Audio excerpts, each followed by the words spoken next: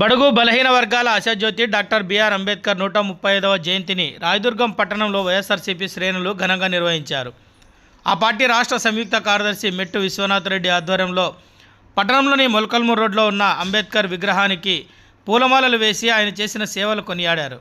తాను పడిన కష్టాలను బడుగు బలహీన వర్గాల వారు అనుభవించకూడదనే ఉద్దేశంతో కష్టపడి చదివి రాజ్యాంగం రాసే స్థాయికి ఎదిగారని గుర్తు చేశారు. సమాన హక్కులు కల్పించిన మహనీయుని స్మరించుకోవడం అదృష్టంగా భావిస్తున్నట్లు తెలిపారు. ఆయన ఆశయ సాధనకు అందరం ముందుకు కదులుదామని ప్రతినబూనారు. ఈరోజు 135 డాక్టర్ బిఆర్ అంబేద్కర్ జయంతి.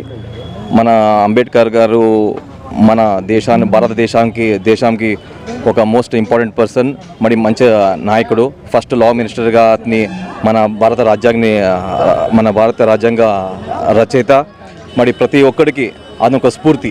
ఆ కాలంలో వాళ్ళని స్కూల్ లోపలికి ఇడుస్తూ ఉండలేదు, వాళ్ళంతా ఇంట్లో కరెంట్ ఉండలేదు. అదంతా ఎంత కష్టపడినా ఈరోజు మన కాన్స్టిట్యూషన్ని రాసిన మహాన వ్యక్తి మన అంబేద్కర్ గారు.